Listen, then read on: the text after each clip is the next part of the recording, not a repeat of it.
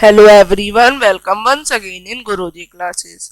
आज हम atoms and molecules से रिलेटेड अपना अगला चैप्टर करेंगे, जो कि साइंस का है आप लोगों का चैप्टर 3, एटम्स एंड मॉलिक्यूल्स। तो आज हम इस चैप्टर को जानेंगे। बहुत ही इजी चैप्टर है अगर आप इसे ध्यान से समझेंगे। तो आइए स्टार्ट करते हैं। Ancient Indian and Greek philosophers have always wandered about the unknown and unseen form of matter. तो हमने मैटर जाना था, जो मैटर है हमारे, ये हमारे पदार्थ होते हैं। तो is matter around us pure, हमने चैप्टर भी पढ़ा था। तो आज हम मैटर के अंदर की चीजें जानेंगे। तो मैटर के अंदर की चीज है, जब एनिशिएंट इंडियन और ग्रीक फिलोसफर्स ने जानी तो वो बहुत ही आश्चर्यचकित हो गए। The idea of divisibility of matter was considered long back in India, क्योंकि बहुत ही अजीब तरह की थी जो उनके अंदर वो डिविजिबल होके बने जैसे वो बने। तो अराउंड 500 BC एक इंडियन फिलोसफर थे, महर्षि खंड, postulated that if we go on dividing पदार्थ मैटर। तो जो हमारे एक ऋषि थे, एक हमारे महर्षि थे, जो कि इंडिया की बहुत सी खोज कर चुके थे, वो जो थे उन्होंने क्या किया, उन्होंने एक पदार्थ लिया, एक मेटल लिया, और क्या किया, उसे उन्होंने डिवाइड करने की सोची। तो उसे छोटे छोटे पार्टिकल्स में डिवाइड करते गए करते गए करते गए। Ultimately a stage will come, और एक ऐसी स्टेज आई जहां पे उन्होंने देखा कि वो सबसे स्मॉलेस्ट पार्टिकल है, उससे आगे वो भी डिवाइड नहीं कर पाए। तो ही नेम दीज पार्टिकल्स परमाणु, और उन्होंने इन पार्टिकल्स को क्या नाम दिया, परमाणु नाम दिया। तो परमाणु हमारा इसका हिंदी का नाम पड़ा। तो हिंदी मीडियम के बच्चे इसे परमाणु कह सकते हैं। तो आप भी इसे परमाणु याद रखेंगे, एटम्स को हिंदी में परमाणु कहते हैं। अब आगे जब ये खोज चली, पखुड़ा कत्यायनमा इलेबोरेटेड दिस डॉक्ट्राइन, उन्होंने भी इस डॉक्ट्राइन को देखा और कहा कि जो पार्टिकल है ये एग्जिस्ट होते हैं कंबाइंड फॉर्म में, तो इसके और भी कुछ फॉर्म ऑफ मैटर है, उन्होंने ऐसा कहा। तो अराउंड द सेम एरा, उसी समय एनिशिएंट ग्रीक फिलोसफर थे एक हमारे, डेमोक्रिटस एंड ल्यूकोपिलस। ये जो थे इन्होंने सजेस्ट किया that if we go on dividing a matter, अगर हम मैटर को डिवाइड करते जाएंगे तो एक स्टेज आएगी जहां पे हम इसे डिवाइड नहीं कर सकते। तो डेमोक्रिटस ने इनको इंडिविजिबल पार्टिकल्स कहा, जिसका नाम क्या रखा है इन्होंने, हमारे हिंदी फिलोसफर थे, इंडियन थे, तो उन्होंने हिंदी में नाम दे दिया, महर्षि खंड ने एटम परमाणु दिया। और वहीं जब इंग्लिश वाले आए, ग्रीक के लोग आए, डेमोक्रिटस और ल्यूकोपियस, तो इन्होंने अपना नाम दिया अपनी लैंग्वेज में एटम्स। एटम का मतलब है इंडिविजुअल, एक अनोखा, एक सिंगल पदार्थ। तो ये प्रोसेस हमारा चला। All this was based on philosophical consideration। ये अभी हमारा जो फिलोसफर्स थे उन्हीं ने ये सब बातचीत की और अलग अलग आइडिया सोचे। ये 18th सेंचुरी तक चलता गया। By the end of 18th century, जब हमारी 18th सेंचुरी खत्म हुई, तब आए साइंटिस्ट ने एक डिफरेंस दिया एलिमेंट और कंपाउंड में। तो आइए अब हम जानते हैं, बहुत ही इंटरेस्टिंग है।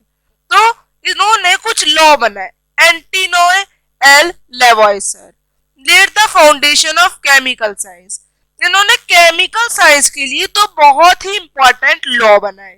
तो हमारे टोटल 5 लॉज हैं, पर हम अपनी इस क्लास में ओनली 2 लॉज पढ़ेंगे। तो इन लॉज को नाम क्या दिया गया, इनको कहा गया लॉ ऑफ केमिकल कॉम्बिनेशन। तो the following 2 laws of chemical combination. तो आइए स्टार्ट करते हैं दोनों लॉज को। तो एक एक करके हम इनके बारे में जानेंगे। तो ये जो लॉज है हमारे 2 साइंटिस्ट ने मिलकर बनाए बहुत सी एक्सपेरिमेंट्स के बाद, लेवॉइसर एंड जोसेफ एल प्राउस्ट। आप इनके नाम याद रखेंगे, ये 2 बहुत ही इंपॉर्टेंट साइंटिस्ट हैं इन लॉज के पीछे। तो law of chemical conservation of मास पहला लॉ बना। तो Is there a change in mass when a chemical combination take place? तो जब कोई केमिकल रिएक्शन होता है तो क्या उसमें कोई हमारा चेंज होता है मास में? आपने कभी ऐसा ऑब्जर्व किया? तो आइए इसे एक एक्टिविटी के थ्रू समझते हैं। तो एक्टिविटी कहती है take one of the following set. आपको कोई एक सेट लेना है एक्स वाई में से। पहला, या तो कॉपर सल्फेट ले ले 1.25 ग्राम और सोडियम कार्बोनेट ले ले 1.43 ग्राम, या फिर एक्स में बेरियम क्लोराइड ले ले 1.22 ग्राम, या सोडियम सल्फेट ले ले 1.53 ग्राम, या लेड नाइट्रेट ले ले 2.07 ग्राम, या सोडियम क्लोराइड ले ले 1.17 ग्राम। तो आप कुछ भी ले सकते हैं। Prepare separately a 5% solution of one pair of substance. तो किसी भी एक पेयर में कोई भी एक पेयर का 5% सोल्यूशन अलग से प्रिपेयर कर ले। Listed under X and Y each in 10 ml in water, और हर एक को 10 ml ऑफ वाटर में मिला के ये करना है। तो take a little amount of solution of Y. अब थोड़ा सा सोल्यूशन ले वाई का और उसे कोनिकल फ्लास्क में लटका दे। ये होती है कोनिकल फ्लास्क, इसमें उसको डाल दे। और उसके बाद कुछ सोल्यूशन ले एक्स का और उसको कुछ इस तरह से लटका दे जैसा कि शो किया गया है इस स्मॉल इग्निशन ट्यूब में। अब कोर को थोड़ा सा ढीला करे और क्या करे, जिसकी वजह से ये दोनों एक्स और वाई मिक्स हो जाएंगे। अब जब ये मिक्स हो जाएंगे तो आपको कुछ रिएक्शन देखने को मिलेंगे। तो आपको पहले से थोड़ा हिला देना है जिससे रियली अच्छे से मिक्स हो जाए। तो व्हाट हैपन, क्या हुआ इन द रिएक्शन फ्लास्क। तो क्या होगा इन द रिएक्शन फ्लास्क, जो हमारा फ्लास्क था, दोनों रिएक्टेंट्स कंबाइंड हो जाएंगे और एक न्यू प्रोडक्ट फॉर्म कर देंगे। पहले क्वेश्चन का आंसर हो गया। अगला, डू यू थिंक, कि आपको लगता है दैट जो केमिकल रिएक्शन है ये टेकन प्लेस, कि इसमें कोई रिएक्शन हुआ। यस हुआ होगा, जरूर हुआ होगा। Why should we put a cork on the mouth.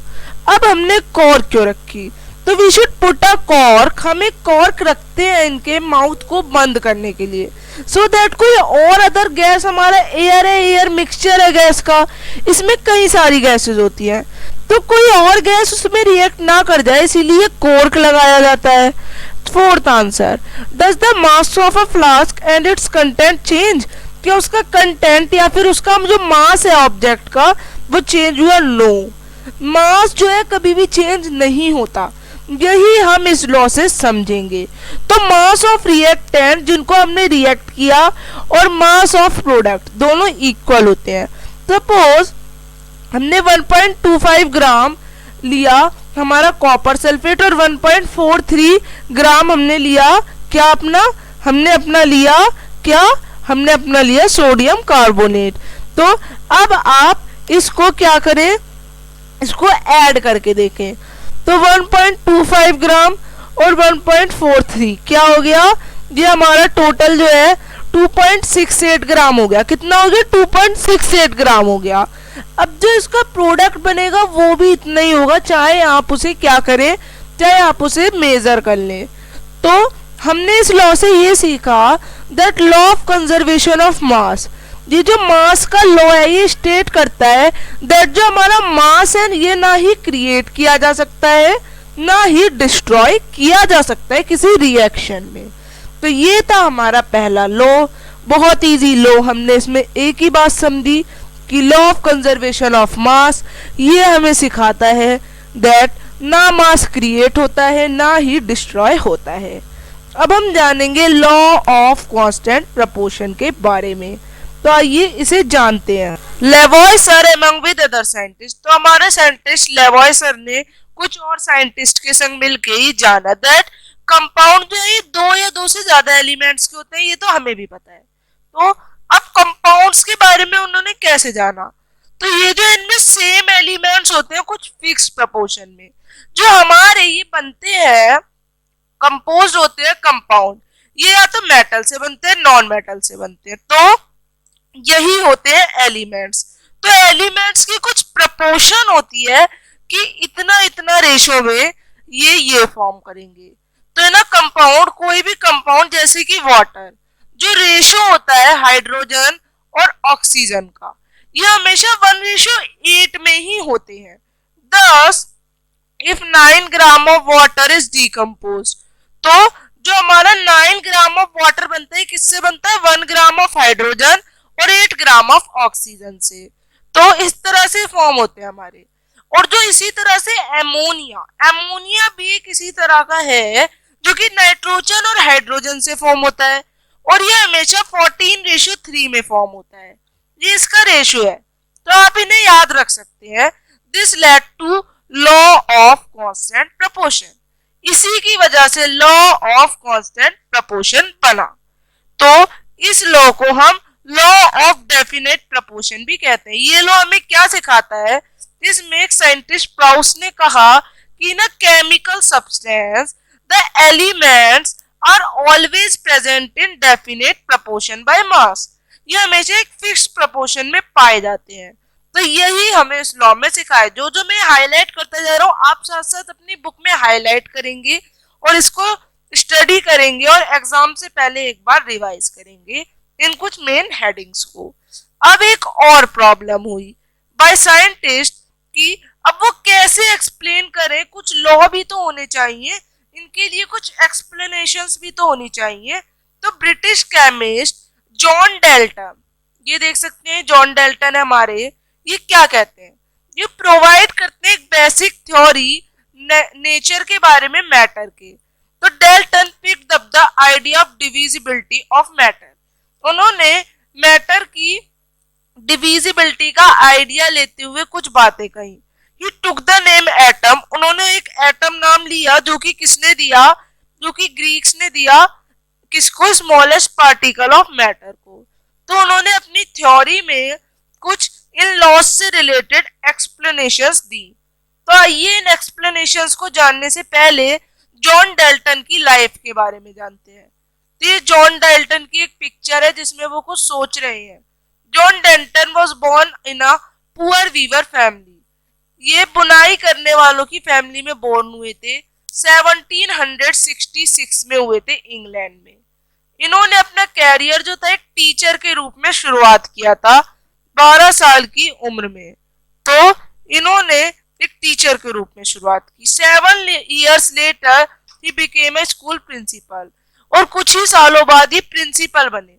In 1793 Dalton ने क्या किया, इन्होंने मैनचेस्टर को छोड़ दिया, मैथमेटिक्स में पढ़ाना, फिजिक्स एंड केमिस्ट्री पढ़ाने लगे अब वो कॉलेज में।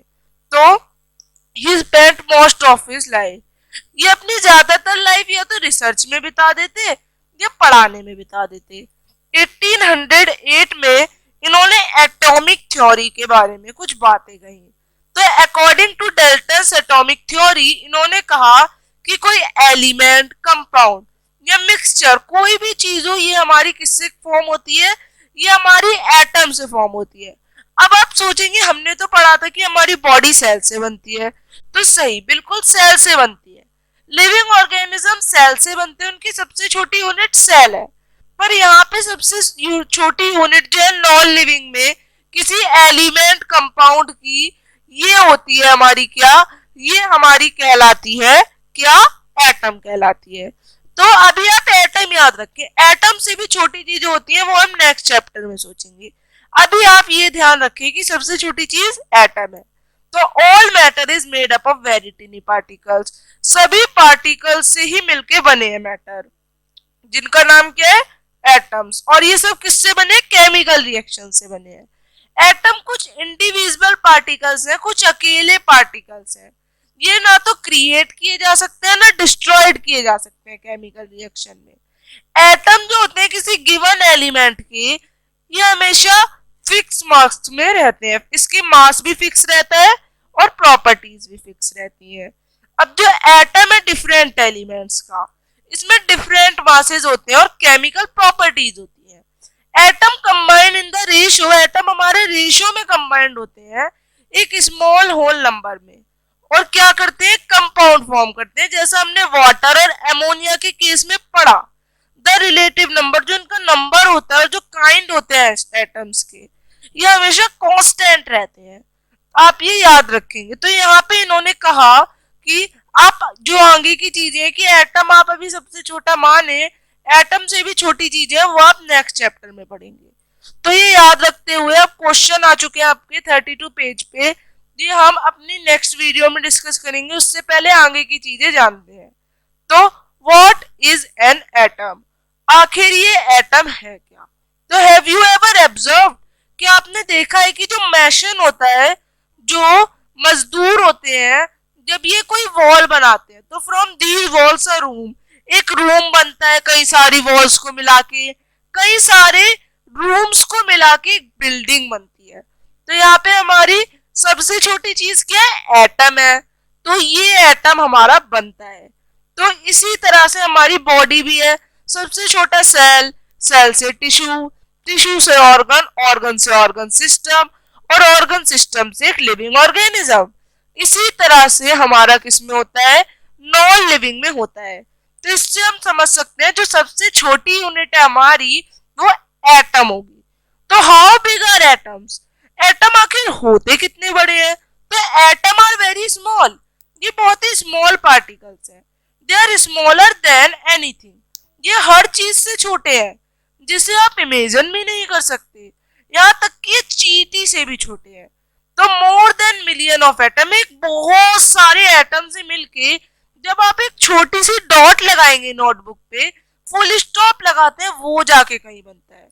तो और भी अगर आप कई सारे मैटर बनाए, तो एटम से बहुत सारे मिलियंस ऑफ एटम से, बहुत सारे एटम से एक पेज बनता है। तो आप सोच सकते हैं कि जो आपके आसपास इतनी बड़ी बड़ी बिल्डिंग्स है, इसमें कितने एटम होंगे। तो अब हम एटॉमिक रेडियस के बारे में जानते हैं। हम एटम को एटॉमिक रेडियस से जानते हैं। तो एटम का रेडियस है, ये नैनोमीटर में मापा जाता है, जिसका मीटर से रिलेशनशिप है कि जो 1 मीटर है ये इक्वल होता है 10⁻⁹ नैनोमीटर। तो अलग अलग साइज होते हैं हर किसके? हर एटम के। तो 10⁻⁻10 एटम है हाइड्रोजन का। मॉलिक्यूल जो है वाटर का, ये 10⁻⁻9 है। हेमोग्लीन का 10⁻⁻8 है। अब जो हमारे एक सैंड का ग्रेन होता है, ये 10⁻⁻4 होता है। एक एंट 10⁻⁻3 के एटम से बनती है, और एक हमारा एप्पल 10⁻⁻1 के से बनता है। तो वी थिंक, हमने सोचा कि जो एटम है, क्या ये किसी चीज से देखे जा सकते हैं? तो ऐसी कोई भी दुनिया में ऐसा माइक्रोस्कोप नहीं है जो इसे दिखा सके। इसे हम बस एक मैग्नीफाइड इमेजेस देख सकते हैं। तो ये भी बिल्कुल फटी हुई इमेजेस होती हैं, इनको भी हम क्लियरली नहीं देख सकते। इसमें दिखाता तो है, जैसे कि एक इमेज देख सकते हैं सरफेस ऑफ सिलिकॉन की, इसके एटम्स की, ये थोड़े बड़े साइज में, पर देख सकते हैं कितनी फटी इमेज है इसकी। तो ये है हमारे एटम्स। तो ये एटम्स कितने सारे हैं यहाँ पे अभी, ये तो थोड़े से ही एटम है ये भी, क्योंकि बोल्ड पिक्चर है। तो what are the modern symbols of atom? तो अलग अलग कुछ सिंबल्स होते हैं एटम्स के, डिफरेंट एलिमेंट्स के। तो अब हम ये जानेंगे। तो डेल्टन ही एक ऐसे साइंटिस्ट थे टू यूज द सिंबल, जिन्होंने पहली बार सिंबल यूज किए एलिमेंट के लिए। When he use the symbol for the element, जब इन्होंने एक सिंबल लिया एलिमेंट के लिए, तो उन्होंने किस तरह के सिंबल बनाए? उन्होंने एक फॉर्म में सिंबल बनाए हर एटम के लिए। हाइड्रोजन के लिए सर्कल में एक डॉट, फॉस्फोरस में इस तरह से साइन बनाया एक आपका, कॉपर में इस तरह से बनाया, मर्सिडीज का बनाया फॉस्फोरस के लिए, गोल्ड के लिए इस तरह से बनाया, कार्बन, सल्फर, लेड, प्लेटिना, ज्यादातर में एक सर्कल बनाते और उसके अंदर फर्स्ट लेटर लिख देते एलिमेंट का, इस तरह से बनाया। पर अब इतनी सारी सर्कल से इमेज कैसे बना सकते थे? इनसे वो थक गए। इसी वजह से एक न्यू साइंटिस्ट आए, बेरजीलस। उन्होंने सजेस्ट किया दैट जो सिंबल ऑफ एलिमेंट है, ये या तो फर्स्ट या सेकंड लेटर से बनने चाहिए। पर अब वो इससे भी थक गए। फिर इन द बिगनिंग, क्योंकि जो हमारे एलिमेंट थे बहुत सारे थे, पहले फर्स्ट टाइम फर्स्ट लेटर से बना। हाइड्रोजन, सपोज हमने क्या किया, हमने जो था, हमने कोई भी एक बना लिया। सपोज हमने एक बनाया अपना, क्या हमने कोई भी एक बनाया, सिलिकॉन का एस ले लिया। अब आया सोडियम, अब भाई सोडियम कैसे बनेगा? तो इस तरह से कंफ्यूजन बढ़ती गई। इसलिए अब साइप्रस है ना, जो साइप्रस थे, ये हमारा क्या एक वर्ड है, इससे कॉपर का नाम Cu लिया गया। तो अलग अलग से अलग अलग नाम दिए गए।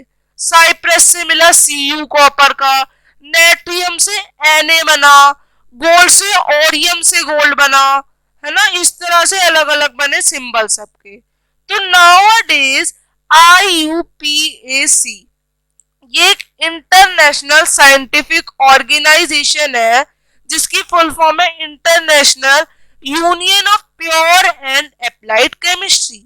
इसने इंटरनेशनल साइंटिफिक ऑर्गेनाइजेशन है विच अप्रूव्स द नेम एलिमेंट और सिंबल, जो कि नेम एलिमेंट और सिंबल बताती है किसके, किसी हमारी एलिमेंट के। तो मैनी ऑफ द सिंबल, तो कई सारे सिंबल फर्स्ट या पहले दो लेटर से बने इंग्लिश नेम ऑफ एलिमेंट के। बट फिर जब इससे कमी पड़ी तो लैटिन, जर्मन और ग्रीक नेम्स यूज हुए, जो कि हम आगे जानते हैं। फॉर एग्जाम्पल हाइड्रोजन का बिग एच, जो हमारा पहला लेटर है वो बिग होता है।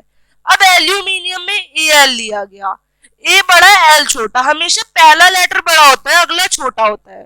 कोबाल्ट CO, सी बड़ा ओ छोटा। अब सिंबल्स ऑफ सम एलिमेंट जो है ये फर्स्ट लेटर से नहीं लिए गए, ये जो थे इनमें सेकंड लेटर से लिए गए। सपोज क्लोरीन C और थर्ड से क्लोरीन Cl, जिंक ZIN, पर यहाँ पे Z और M का फर्स्ट और थर्ड लेटर यूज हुए। अब अदर सिंबल, अब जब आगे की बारी आई तो आगे कुछ एलिमेंट्स के नाम लैटिन, जर्मन और ग्रीक भाषा से लिए गए।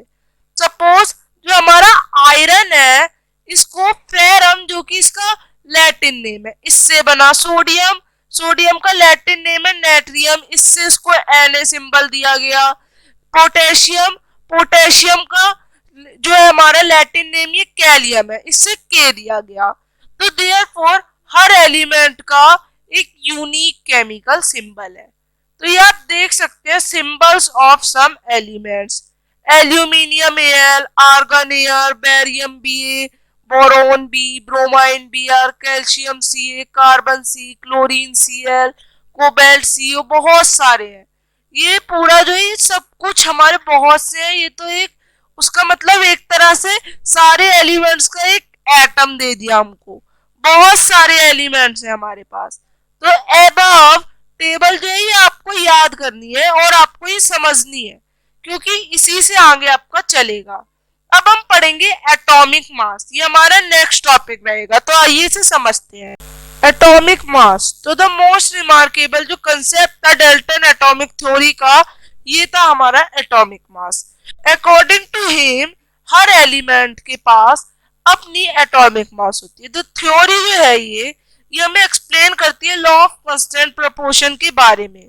सो वेल द कंसेप्ट जो था ये हमारा जो साइंटिस्ट थे इन्होंने बताया जो मेजर है एटॉमिक मास का हर एटम का होता है। तो सिंस इसे जब हमने डिटरमाइन किया जो मास है एक इंडिविजुअल एटम का, इसका ये डिफिकल्ट है। रिलेटिव एटॉमिक मासेस जो है हम डिटरमाइन करते हैं यूज करके कुछ लॉ ऑफ केमिकल कॉम्बिनेशंस का, और उसके संग ही कंपाउंड फॉर्म होता है। तो लेट अस हम लेते हैं कुछ एग्जांपल्स कंपाउंड के। कार्बन मोनोऑक्साइड जो कि फॉर्म्ड होता है कार्बन और ऑक्सीजन से। ये जो ऐसे हम जब ऑब्जर्व करेंगे एक्सपेरिमेंटली दैट जो 3 ग्राम ऑफ कार्बन है ये जब कंबाइन होता है 4 ग्राम ऑफ ऑक्सीजन के संग तो ये CO फॉर्म करता है। इन अदर वर्ड जो कार्बन है जब ये कंबाइन करता है 4/3 time its mass of oxygen के। तो सपोज हम इसे डिफाइन कर सकते हैं एटॉमिक मास यूनिट के through AMU, but according to the latest IUPAC recommendations इसे U के रूप में लिखा जाता है, यूनिफाइड मास, जो कि इक्वल होता है मास ऑफ 1 कार्बन एटम के। देन वी वुड असाइन, तो इसके बाद हम असाइन करते हैं कार्बन को एक एटॉमिक मास ऑफ 1.0 U के रूप में एंड ऑक्सीजन को 1.33 U के रूप में। हाउएवर ये बहुत ही कन्वीनियंट है टू हैव दीज नंबर, इन नंबर्स को यूज करना होल में।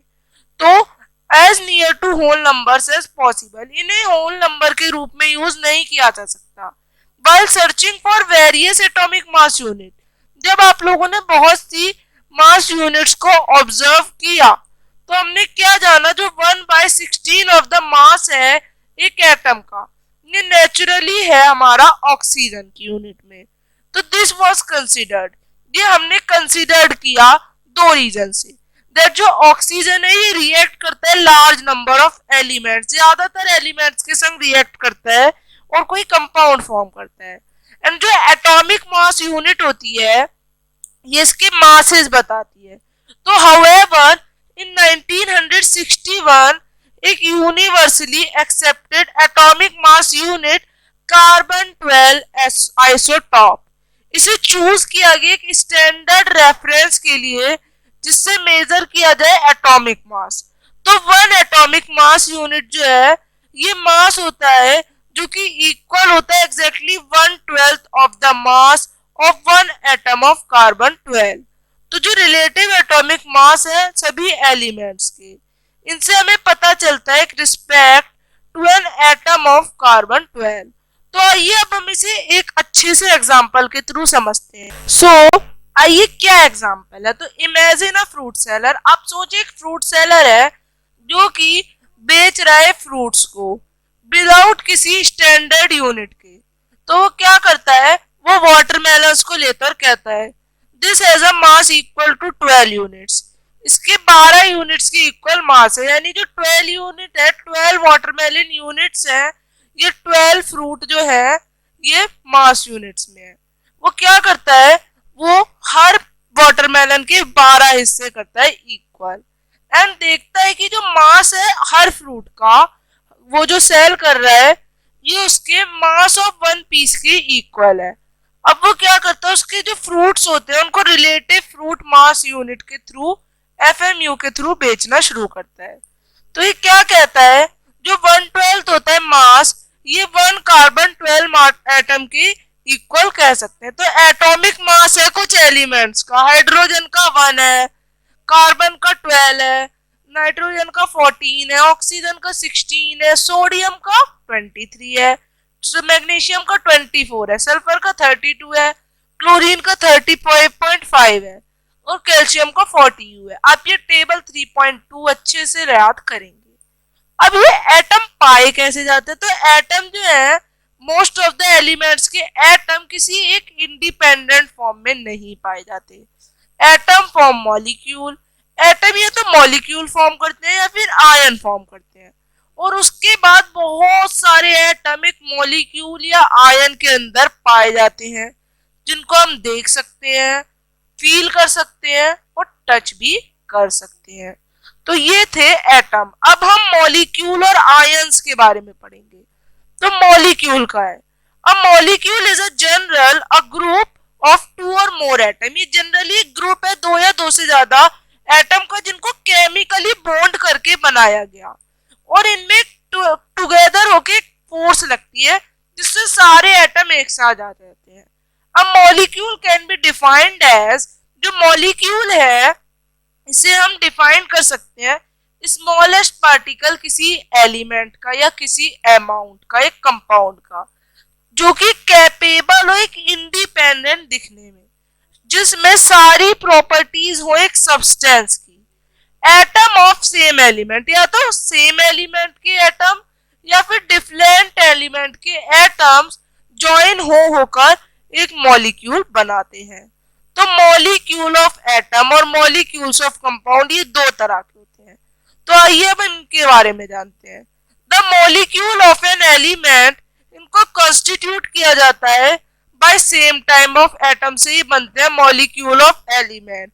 जो इनके एग्जाम्पल है ये है आर्गन, हीलियम, इनमें एक ही तरह के सारे एटम पाए जाते हैं। फॉर एग्जाम्पल एक जो मॉलिक्यूल ऑफ ऑक्सीजन है इसमें 2 ही हमारे एटम होते हैं ऑक्सीजन के, तो इनको हम डाई एटॉमिक मॉलिक्यूल कह सकते हैं। क्या नाम दे सकते हैं हम इन्हें, डाई एटॉमिक मॉलिक्यूल, क्योंकि इनमें 2 हैं। तो अब अगर आगे बात करें तो 3 एटम होते हैं ऑक्सीजन के, तो O3 यानी ओजोन बनती है, तो इसको हम ओजोन 3 एटम से बनती है, इसे हम क्या कह सकते हैं, ट्राई एटॉमिक मॉलिक्यूल कह सकते हैं। तो द नंबर ऑफ एटम जो पाए जाते हैं एक मॉलिक्यूल में उसको कहते हैं एटॉमिसिटी। तो ये आपकी डेफिनेशन है एटॉमिसिटी की। तो अब आगे जानते हैं जो मेटल्स है और कुछ other elements such as carbon, इनका कोई सिंपल स्ट्रक्चर नहीं है और ये जो है ये बहुत ज्यादा, इतने ज्यादा एटम मिलके बनते हैं कि हमने गिन नहीं सकते। तो आइए हम जानते हैं जो आर्गन है ये कैसे, ये मोनो एटोमिक है, एक एटम है। हीलियम भी मोनो एटोमिक है। Oxygen, hydrogen, nitrogen, chlorine D atomic है। फॉस्फोरस टेट्रा एटोमिक है, जिसमें 4 होते हैं वो टेट्रा एटोमिक होता है। सल्फर पॉली एटोमिक है और जिसमें 3 होते हैं वो होता है ट्री एटोमिक। तो मॉलिक्यूल ऑफ कंपाउंड क्या होते हैं? तो एटम ऑफ डिफरेंट एलिमेंट जब एक साथ ज्वाइन होते हैं एक फिक्स प्रपोर्शन में तो ये मॉलिक्यूल ऑफ कंपाउंड बनाते हैं। फॉर एग्जांपल वाटर हाइड्रोजन और ऑक्सीजन के 1:8 में बनता है। अमोनिया नाइट्रोजन और हाइड्रोजन 14:3 में बनता है। कार्बन डाइऑक्साइड कार्बन और ऑक्सीजन 3:8 में बनता है। तो एक्टिविटी, अब आपको कुछ रेशो दिए गए कि रेशो बाय मास H का हाइड्रोजन का 1 और एटॉमिक मास भी 1, तो इसका जो सिंपलेस्ट रेशियो है क्या होगा? 2 होगा। तो 2 पाए जाएंगे और ऑक्सीजन के 8 एटॉमिक मास U, तो 8/16 1/2 हो जाएगा तो 1। यानी जो इनका सिंपलेस्ट रेशियो है जो है ये वाटर का ये 2:1 है। बहुत आसान है ना, 2:1 में हमारी पाए जाते हैं। तो अब ये हमने पढ़ा मॉलिक्यूल। तो आइए अब आयन के बारे में जानते हैं। तो आयन के पहले जानने से पहले दोस्तों मैं आप सभी से कहना चाहूंगा कि अगर आपको ये चैप्टर समझ आता जा रहा है तो अब आप इस वीडियो को लाइक कर दें। अब आपको ये बहुत अच्छे से अगर इतना क्लियर हो चुका है तो आप वीडियो को लाइक कर सकते हैं। तो आइए अब आयन के बारे में जानते हैं। तो कंपाउंड जब कंपोज होते हैं किसी मेटल या नॉन मेटल के जिनमें कोई चार्ज लगता है तो द चार्ज स्पीसीज, जो ये चार्ज एटम मॉलिक्यूल या फिर कोई सी भी होते हैं ये, तो इनको कहते हैं आयंस। तो आयंस में कंसिस्ट, आयंस में ये सिंगल चार्ज एटम होते हैं, ग्रुप ऑफ एटम होता है जिनमें उनपे चार्ज लगा होता है। तो जो आयन होते हैं नेगेटिव या पॉजिटिव चार्ज दोनों हो सकते हैं। तो एक नेगेटिवली चार्ज आयन जो है इसको हम क्या कह सकते हैं? इसको हम एनायन कह सकते हैं। और एक पॉजिटिवली चार्ज एटम को क्या कह सकते हैं? इसको कटायन कह सकते हैं। तो आप ही याद रखेंगे। अब एक एग्जांपल लेते हैं सोडियम क्लोराइड। सोडियम आया Na से और क्लोराइड आया Cl से, तो सोडियम क्लोराइड इसका नाम पड़ता है। तो सोडियम क्लोराइड NaCl, तो ये हमारा बनता है पॉजिटिव चार्ज से। जो सोडियम है सोडियम का आयन है ये पॉजिटिव चार्ज से बनता है। वहीं Cl माइनस क्लोरीन का आयन किससे बनता है? नेगेटिव चार्ज से बनता है।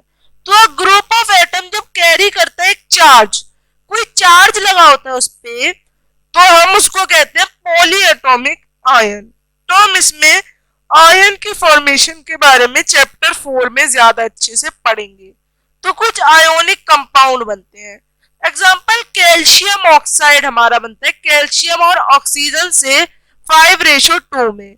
मैग्नीशियम सल्फाइड बनता है 3:4 में। सोडियम क्लोराइड 33:35.5 में बनता है। तो हम कैसे लिखते हैं कोई केमिकल फॉर्मूला, अब हम ये जानेंगे।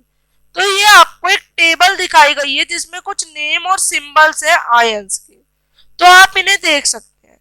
तो अब आगे बढ़ने से पहले मैं आपको एक टेबल दिखाना चाहूंगा जिसे आप अच्छे से समझेंगे। तो टेबल आप लोगों की किसमें है? ये टेबल जो है ये आप लोगों की इसमें चैप्टर 4 में है। तो ये टेबल है आप लोगों की, आपको मैं दिखाने जा रहा हूँ ये। तो ये टेबल आप समझेंगे। Composition of atom, first 18 elements की यहाँ पे दे रखी है, तो ये आपको याद करनी है। ये आपके लिए बहुत ही इंपॉर्टेंट एक टेबल है जिससे आप आगे समझेंगे। सबसे पहले hydrogen, helium, lithium, beryllium, boron, carbon, nitrogen, oxygen, fluorine, neon, sodium, magnesium, aluminium, silicon, phosphorus, sulphur, chlorine और आर्गन। ये इनका एटॉमिक नंबर आपको याद करना जरूरी है। पहला हाइड्रोजन, दूसरा हीलियम, ये इनका एटॉमिक नंबर है। ये इनकी वैलेंसी है, हाइड्रोजन की 1, हीलियम की 0, लिथियम की 1, बेरिलियम की 2। तो ये हम इतना ही जानेंगे। अभी हम आगे इनकी वैलेंसीज को निकालना भी सीखेंगे अपनी अगली क्लासेस में। तो हमारा चैप्टर 4 इसी पर बेस्ड है। तो आइए अब इस चैप्टर में आगे समझ लेते हैं। तो हम यहाँ पे थे, अब केमिकल फॉर्मूला लिखते कैसे हैं। तो जो केमिकल फॉर्मूला होता है किसी कंपाउंड का, ये एक सिंबॉलिक रिप्रेजेंटेशन के थ्रू किया जाता है। तो जो केमिकल फॉर्मूला है लिखना बहुत ही इजी होता है। तो इसके लिए आपको कुछ नेम और सिंबल याद करने पड़ेंगे आयंस के, उनकी वैलेंसी के संग। ये वैलेंसी 1 to 3 तक है, 3 तक ही होती है हमारी वैलेंसी, और ये हम जानेंगे आखिर क्यों अगले चैप्टर्स में। तो द कंबाइनिंग पावर या कोई कैपेसिटी जो एलिमेंट रख सकता है उसको कहते हैं वैलेंसी। तो वैलेंसी में हमारे 4 सेल होते हैं, के एल एम एन शेल। के में 2 होते हैं और बाकी सब में 8 8 8 8 होते हैं। तो सपोज हमारा एटॉमिक नंबर, इसके लिए याद रखना जरूरी है। तो आप पहले हीलियम, हमारा पहला हाइड्रोजन है, उससे समझते हैं। हाइड्रोजन का एटॉमिक नंबर क्या है, 1 है। तो के एल एम एन शेल में के के अंदर आ जाएगा 1। अब उसको एक और चाहिए तो वो एक लेगा। तो इस तरह से चल सकता है, वो ले भी सकता है, दे भी सकता है। तो इस तरह से ही वैलेंसी होती है कि उसको इतना चाहिए या इतना देगा वो। तो जो उसमें बचता है वो होती है वैलेंसी। सपोज ह्यूमन बींग्स के पास 2 आर्म है और एक ऑक्टोपस के पास 8 हाथ है। तो एक 1 ऑक्टोपस को कैच करना है कुछ लोगों को, तो वो अपनी 8 आर्म्स का यूज कर सकता है। एंड जो दोनों आर्म्स है ह्यूमन की, उनको पकड़ सकता है। तो हाउ मेनी ह्यूमंस, तो वो कितने ह्यूमंस को होल्ड कर सकता है। तो रिप्रेजेंट करते हैं ऑक्टोपस को ओ से और ह्यूमन को एस से। तो हम इसका फॉर्मूला लिखते हैं। तो do you get OH4? OH4 आपको फॉर्मूला मिलेगा कैसे, अब ये इसीलिए मिलेगा एक हाथ से पकड़े 4। तो इस तरह से, तो जो ऑक्टोपस है ये 4 को इंडिकेट करेगा नंबर ऑफ ह्यूमंस के रूप में जो उसने पकड़े। तो वो हर ह्यूमन के पास 2 हाथ है और ऑक्टोपस पे 8 है, तो वो 4 पकड़ सकता है, OH4। यानी एक ऑक्टोपस और 4 आदमी। इस तरह से कोई फॉर्मूला बनता है। तो आइए हम इसे जानते हैं। तो ये देखते हैं जो कुछ रूल होते हैं हमारे एक केमिकल फॉर्मूला लिखने के लिए। द वैलेंसीज और चार्ज जो होता है एक आयन पे ही बैलेंस होना चाहिए। व्हेन जो कंपाउंड होता है जिसमें कंसिस्ट होता है कोई मेटल या नॉन मेटल, तो जो नेम या सिंबल होता है मेटल का ये पहले आता है। सपोज कैल्शियम ऑक्साइड, तो कैल्शियम पहले आएगा। सोडियम क्लोराइड, सोडियम पहले आएगा। आयरन सल्फाइड, आयरन पहले आएगा। कॉपर ऑक्साइड, कॉपर पहले आएगा। अब ये पहले क्यों आएंगे, ये इसीलिए पहले आएंगे क्योंकि हमारे क्या है, ये हमारे हैं क्या, मेटल। मेटल लेफ्ट में आते हैं यानी पहले आते हैं, और जो नॉन मेटल होते हैं बाद में आते हैं यानी हमारे लेफ्ट राइट में आते हैं। तो अगला जो पॉइंट याद रखना है ये कि इन कंपाउंड जो कि फॉर्म्ड होते हैं पॉली एटॉमिक आयंस में, जो नंबर ऑफ आयंस उसमें प्रेजेंट होते हैं वो कुछ इस तरह से होते हैं। सपोज MgOH2, तो in case the number of poly atomic ion is 1। तो जो ब्रैकेट है इसमें 1 लिखने की कोई जरूरत नहीं है, तो हम 1 नहीं लिखेंगे। किसके फॉर्मूले में, इसके फॉर्मूले में। अब फॉर्मूला सिंपल कंपाउंड्स का कैसे बनता है, तो इसमें क्रॉस ओवर वैलेंसी मेथड का यूज होता है। तो द सिंपलेस्ट कंपाउंड जो कि मेड होते हैं 2 डिफरेंट एलिमेंट से आर कॉल्ड बाइनरी कंपाउंड। इनको बाइनरी कंपाउंड कहा जाता है। तो while writing the chemical formula for the compounds, हमें ये जानना जरूरी है। हम इसको यूज करते हैं क्रॉस ओवर वैलेंसी के थ्रू। तो सपोज हाइड्रोजन क्लोराइड का बनाना है, तो इसमें क्या क्या एलिमेंट्स है, एक हाइड्रोजन और क्लोराइड है। अब हाइड्रोजन की पावर क्या है, H प्लस है, और क्लोराइड की Cl माइनस है, यानी +1 -1। तो H -1 H ही होगा, माइनस हट जाता है Cl, HCl हमारा बना। अब हाइड्रोजन सल्फाइड एक और, तो H और S, हाइड्रोजन का H और इसका S, तो हाइड्रोजन का 1 है और सल्फाइड का 2 माइनस है। तो यहाँ पे माइनस का साइन अभी हमने नहीं लगाया, तो आप इस तरह से निकालेंगे H2S। अब अगला फॉर्मूला कार्बन टेट्राक्लोराइड। टेट्राक्लोराइड से ही समझ आ गया होगा आपको कि इसमें 4 है, तो कार्बन टेट्राक्लोराइड के लिए तो C है और Cl है। C की क्या है, C देखते हैं। C हमारा है क्या, कार्बन है, तो कार्बन ढूंढे। कार्बन का है कार्बन, तो आपको कार्बन ढूंढेंगे तो आपको 4 मिलेगी और Cl की 1, तो ये CCl4 हो जाएगा, कार्बन टेट्राक्लोराइड। इसी तरह से मैग्नीशियम क्लोराइड MgCl2 हो जाएगा। जो माइनस का होता है प्लस में चेंज हो जाता है हमेशा। तो इस तरह से जो पॉजिटिव और नेगेटिव चार्ज है ये बैलेंस होके एक न्यूट्रल बनाते हैं और केमिकल फॉर्मूला बनता है। तो एल्यूमिनियम ऑक्साइड एक और एग्जांपल, Al2O3, कैल्शियम ऑक्साइड, ये क्या बना, ये CaO बना क्योंकि 2O2 कट हो गए। इसी तरह से हमारे बनते हैं। अब आपको ये याद रखना है जो फॉर्मूला है कैल्शियम हाइड्रोक्साइड का, इसको हम CaOH2 में लिखेंगे, ना कि इसको हम ब्रैकेट हटा के नहीं लिखते। OH के संग जो भी नंबर होता है वो बाहर आता है और ब्रैकेट लग के आता है। तो सोडियम कार्बोनेट Na2CO3, कितना आसान है ना, इसके लिए आपको बस एक टेबल याद करनी है। एल्युमिनियम सल्फेट NH4 इस तरह से बनते हैं। तो आप ये देख सकते हैं जब अंदर भी एक वैलेंसी और बाहर भी हो तो हमें ब्रैकेट लगाना चाहिए जिससे हमें आसानी हो। तो अगर आप अब इतना कर लिया है तो अब हम शुरू करते हैं molecular mass and mole concept. तो आइए इसे समझते हैं, molecular mass and mole concept. तो सबसे पहले मॉलिक्यूलर मास समझते हैं। तो इन सेक्शन 3.2.2 तो हमने डिस्कस किया था एटॉमिक मास का कंसेप्ट। तो ये जो है इसके आगे हम पढ़ेंगे मॉलिक्यूलर मासेस। तो द मॉलिक्यूलर मास जो होते हैं सब्सटेंस के जो एटॉमिक मास है उसका सम होते हैं। तो इट इज देयरफॉर जो relative mass of a molecule है इसे भी हम एटॉमिक मास यूनिट यानी यू के थ्रू रिप्रेजेंट करते हैं, दर्शाते हैं। तो अब हम मॉलिक्यूलर मास निकालेंगे H2O वाटर का। तो आइए देखते हैं कैसे निकलेगा। तो एटॉमिक मास हाइड्रोजन का 1U होता है और ऑक्सीजन का 16U होता है। सो अब हमें पहले जानना है कितने एटम होते हैं। तो H2 मतलब यानी हाइड्रोजन के 2 एटम, तो 2 into 1 कर देंगे, प्लस ऑक्सीजन का 1 एटम 1 into 16, तो 2 into 1 प्लस 1 into 16 18U इसका एटॉमिक मास है। अब HNO3 इसका एटॉम मॉलिक्यूलर मास क्या है। तो एटॉमिक मास H का 1 एटम है और N का भी 1 एटम है और ऑक्सीजन के 3 एटम है। तो ये कितना हो जाएगा 1 + 14 + 48 63U हमारा आएगा। तो फॉर्मूला यूनिट मास क्या है अब ये। तो the formula unit mass of a substance ये सम होता है एटॉमिक मास का सभी एटम्स का जो कि एक फॉर्मूले में होते हैं। फॉर्मूला यूनिट होती है कंपाउंड की।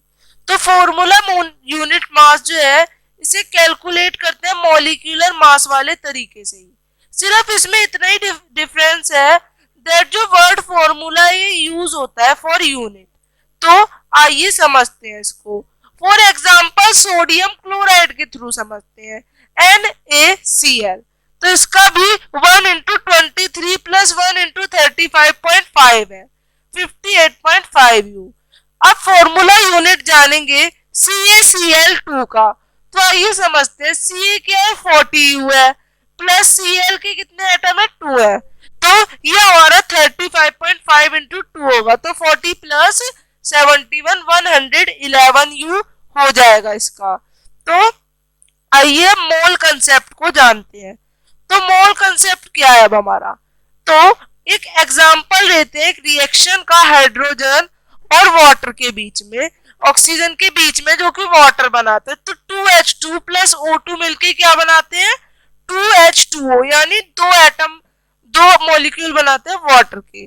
तो द अबव रिएक्शन से हम क्या समझते हैं 2H2O में द 2 मॉलिक्यूल हाइड्रोजन के कंबाइन करते हैं 1 मॉलिक्यूल ऑफ ऑक्सीजन के संग और फॉर्म करते हैं 2 मॉलिक्यूल ऑफ वाटर्स। तो 4U ऑफ हाइड्रोजन मॉलिक्यूल जब कंबाइन करते हैं 32U ऑफ ऑक्सीजन यानी 2 into 16 यानी 32U एटॉमिक मास के संग तो वो 36U वाटर मॉलिक्यूल्स बनाते हैं। तो इससे हमें क्या पता चलता है, जो क्वांटिटी होती है एक सब्सटेंस की, इसको कैरेक्टरिस्टिक किया जाता है बाय इसके मास या number of molecule, but a chemical reaction जो है ये होता है। तो इससे हमें ये भी क्लियर हुआ फिर से 4U plus 30U is equal to 36U, यानी जो प्रोडक्ट है वो रिएक्टेंट की इक्वल है। ये कौन सा लॉ है, लॉ ऑफ कंजर्वेशन ऑफ मास के थ्रू हुआ। क्लियर। तो अगर हमें इसे और अच्छे से समझना है तो the quantity of a substance in terms of the number of its molecule या एटम को रेदर देन देयर मास हम कह सकते हैं। तो जो ये न्यू यूनिट जो फॉर्म्ड होती है मोल होती है। तो 1 मोल जो होता है किसी स्पीसीज का, किसी मॉलिक्यूल आयन या पार्टिकल का, ये एक ऐसी क्वांटिटी होती है नंबर में जिसमें इक्वल मास होता है टू इट एटॉमिक और मॉलिक्यूलर मास इन ग्राम्स। तो ये हमने समझा। तो द नंबर ऑफ पार्टिकल होते हैं एटम, मॉलिक्यूल और आयन जो कि प्रेजेंट होते हैं in 1 mole of any substance, ये फिक्स होते हैं, जिनकी वैल्यू होती है 6.022 into 10 raise to the power 23। तो ये एक एक्सपेरिमेंटली वैल्यू है। और जो ये नंबर है इसको हम कहते हैं एमिडियो एवोगाड्रो, एक इटालियन साइंटिस्ट ने इसे डेवलप किया था, इसलिए इस नंबर का नाम पड़ा एवोगाड्रो कांस्टेंट या फिर एवोगाड्रो नंबर, जिसे हम एनओ से रिप्रेजेंट कर सकते हैं। तो 1 मोल होता है किसी चीज का 6.022 into 10 raise to the power 23 number. तो 1 dozen is equal to 12 nos and 1 gross is equal to 144 nos. तो beside being related to a number, जो मोल है हैज 1 मोर एडवांटेज, ये डोजन और ग्रोस में भी काम आता है। तो ये जो एडवांटेज है ये है दैट जो मास होता है 1 मोल का ये हमेशा फिक्स होता है। तो the mass of 1 mole of a substance he equal होता है इसके रिलेटिव एटॉमिक या मॉलिक्यूलर मास में ग्राम्स में। तो the atomic mass of an element ये हमें बताता है दैट जो मास है 1 एटम को उस एलिमेंट के, वो हमेशा एटॉमिक मास यूनिट में निकालते हैं। तो to get the mass of 1 mole of an atom एक एलिमेंट का, दैट इज मोलर मास, इसके लिए हमें न्यूमेरिकल वैल्यू सेम रहती है, बट हमें U को G में कन्वर्ट करना पड़ता है, जिसकी वजह से हम इसे कहते हैं gram atomic mass. For example atomic mass of hydrogen 1U भी होता है और ग्राम में 1G होता है। तो 1U hydrogen has only 1 atom, तो 1 gram of hydrogen has 1 mole atom, इस तरह से हम कह सकते हैं। इसी तरह से ऑक्सीजन में चलता है। तो to find the gram molecular mass या molar mass of a molecule हमें क्या करना पड़ता है, हमें न्यूमेरिकल वैल्यू जो होती है उसे सेम रखना पड़ता है as the molecular mass, but हम इसे सिंपली चेंज कर देते हैं U टू G में। तो फॉर एग्जाम्पल हम जानते हैं दैट जो H2O है उसका मॉलिक्यूलर मास 18U ही है। तो 18U वाटर में क्या है, 1 मॉलिक्यूल ऑफ वाटर है, और 18 ग्राम वाटर में 1 मोल मॉलिक्यूल ऑफ वाटर, इसे हम कह सकते हैं। तो जो कितना है 6.022 into 10 raise to the power 23 के इक्वल है। तो फॉर दिस, इसके लिए हम कह सकते हैं जो 1 मोल है वो इक्वल है एवोगाड्रो नंबर, यानी 6.022 into 10 raise to the power 23 number, जो कि इक्वल है रिलेटिव मास इन ग्राम। तो ये सारे इक्वल है। तो ये मोल वर्ड किसने डिस्कवर्ड किया, इसे विल्हम ओस्टवाल ने डिस्कवर्ड किया, जिसमें इनका नाम बड़ा मोल। तो इन्होंने इसको मोल टर्म नाम दिया, एक हिस्से से, एक बड़े पूरे हिस्से से, एक पाइल से, एक ढेर से। तो सब्सटेंस, इसको हम कह सकते हैं कि एक सब्सटेंस को उन्होंने कंसिडर किया हीप ऑफ एटम में या हीप ऑफ मॉलिक्यूल में। तो जो यूनिट मोल है इसे एक्सेप्ट किया गया 1967 में। तो आपने ये समझा, ये हमारा एक रिलेशन भी समझाया गया है मोल, एवोगाड्रो और मास में कि कैसे कैसे इक्वल होते हैं। तो कैलकुलेशन है अब हमारी, आपको कैलकुलेट करने हैं number of moles 52 gram of helium के लिए। तो कैसे फाइंड करते हैं, number of mole n, given mass m लेते हैं हमेशा, मोलर मास को बिग M लेते हैं, गिवन नंबर ऑफ पार्टिकल्स को बिग N लेते हैं, और एवोगाड्रो नंबर को NO लेते हैं। तो ये आपकी कुछ टर्म्स हैं जिन्हें आप याद करेंगे। अब atomic mass of helium 4u होता है, molar mass of helium 4g होता है, आप ये याद रख सकते हैं। दस जो नंबर ऑफ मोल्स होती है given mass by molar mass के इक्वल होते हैं। तो एन यानी नंबर ऑफ मोल्स किसके इक्वल होंगे, given mass by molar mass is equal to 52/4 13। तो नंबर ऑफ मोल कितने 13 है। इस तरह से आप यूज करते हैं। अब 12.044 into 10⁻23 number of helium atom में आपको मोल फाइंड करने हैं। तो आप इसे फाइंड कर सकते हैं फॉर्मूला लगा के। तो आपका सेम फॉर्मूला लगेगा तो ये आपके 2 आ सकते हैं। अब इसी तरह से आपको और भी एग्जांपल्स समझाए गए हैं। कैलकुलेट करने अब आपको मास 0.5 मोल ऑफ नाइट्रोजन गैस। तो N2 गैस का कैसे निकालेंगे, तो मास हमेशा निकलता है molar mass into number of moles, यानी बिग M इंटू एन से स्मॉल m की वैल्यू निकलती है। तो 28 इंटू 0.5 14 ग्राम। सेकेंड 0.5 मोल निकालना है एन एटम का। तो एन एटम का मोलर मास क्या होगा 14 होगा, एक एटम है, और नंबर ऑफ एटम मोल्स क्या होंगे 0.5, तो 7 ग्राम होगा। इसी तरह से third 3.011 into 10⁻23 number of an atom निकालने हैं। तो given number of particle by Avogadro number n by NO, तो ये आपका निकल आएगा 7 ग्राम। इसी तरह से 428 ग्राम। इस तरह से आप ये यूज करेंगे। अब कैलकुलेट करना है 46 ग्राम ऑफ Na एटम में पार्टिकल्स। तो ये हम निकालते हैं, फॉर्मूला हमारा लगता है m into big M into Avogadro number. तो ये हमारे इस फॉर्मूले से आप सॉल्व करेंगे 12.044 इंटू 10⁻23। इसी तरह से आप सेकंड एंड थर्ड निकाल सकते हैं। तो यहाँ पे आप लोगों का ये चैप्टर खत्म होता है और आपको ये अच्छे से समझ आया। तो आइए अब हम इसका एक रिकैप करते हैं। तो व्हाट वी हैव लर्न, तो ड्यूरिंग अ केमिकल रिएक्शन जो sum of masses of the reactant and जो प्रोडक्ट है ये अनचेंज रहता है, और इसी को law of conservation of mass कहा गया। अगला, एक प्योर केमिकल कंपाउंड में एलिमेंट्स आर ऑलवेज प्रेजेंट होते डेफिनेट प्रोपोर्शन बाय मास में, जिसको लॉ ऑफ डेफिनेट प्रोपोर्शन का नाम दिया गया। अगला, एन एटमिक स्मॉलेस्ट पार्टिकल होता है किसी एलिमेंट का जो कि एग्जिस्ट नहीं कर सकता एक साथ अकेला, तो इसीलिए इसमें केमिकल कॉम्बिनेशन से फॉर्म होता है। अब मॉलिक्यूल भी एक स्मॉलेस्ट पार्टिकल है किसी एलिमेंट का या कंपाउंड का जो कि अकेला पाया जा सकता है, वो एग्जिस्ट कर सकता है नेचर में। अगला, एक केमिकल फॉर्मूला जो होता है कंपाउंड का, ये शो करता है उसके अंदर एलिमेंट्स और नंबर ऑफ एटम्स को, यानी उसकी एटॉमिसिटी को। क्लस्टर्स ऑफ एटम जो कि एक्ट करते हैं और उनमें कोई चार्ज होता है तो उसको क्या कहते हैं, पॉली एटॉमिक आयन। उसमें दो होते हैं, एनायन एंड कटायन, जो हम पढ़ चुके हैं। तो द केमिकल फॉर्मूला होता है एक मॉलिक्यूलर कंपाउंड का, इसे डिटरमाइन किया जाता है वैलेंसी ऑफ ईच एलिमेंट से। इन आयोनिक कंपाउंड जो चार्ज होता है एक आयन का, ये यूज्ड होता है उसके केमिकल फॉर्मूला को डिसाइड करने के लिए उसका चार्ज।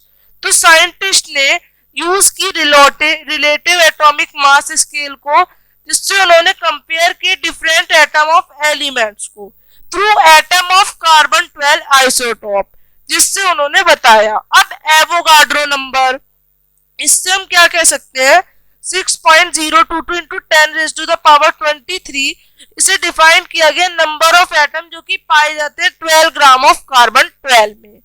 तो ये हमने जाना। जो मोल होता है एक सब्सटेंस का एक अमाउंट होती है जिसमें कंटेन किए जाते हैं नंबर ऑफ पार्टिकल किसी एटम में, किसी आयन में, किसी मॉलिक्यूल में, किसी फॉर्मूला यूनिट में under exactly 12 gram of carbon 12। और लास्ट पॉइंट जो है आपका ये मास of 1 mole of a substance, उसके मोलर मास होता है।